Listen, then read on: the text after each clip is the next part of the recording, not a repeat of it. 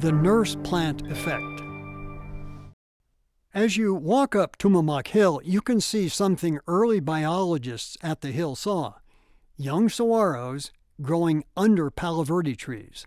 This association is one example of what ecologists call the nurse plant effect.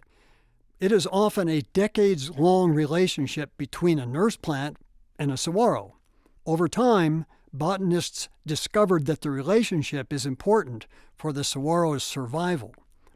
The relationship begins with saguaro seeds. Of the millions of seeds a saguaro produces over its lifetime, fewer than 1% will survive. Most of the seeds never grow, and many of the saguaros that do sprout end up dying young. So, which seedlings will live? It's partly luck. Where a saguaro grows is often determined by the behavior of birds that eat the saguaro fruit, like Gila woodpeckers that spread the seeds in their droppings.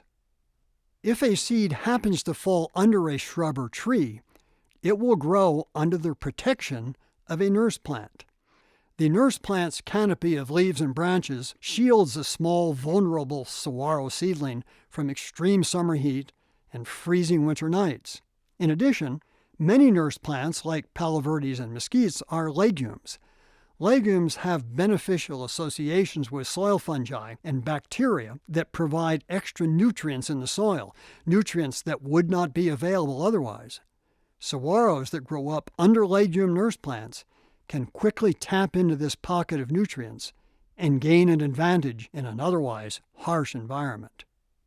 As the saguaro grows larger, its root system spreads, and it begins to compete with a nurse plant for water and nutrients.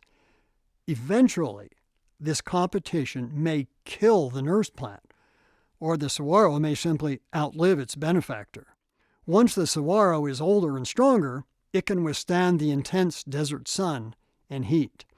The nurse plant has helped it through its most vulnerable stage of life so that it can grow taller, flower, and begin the cycle anew.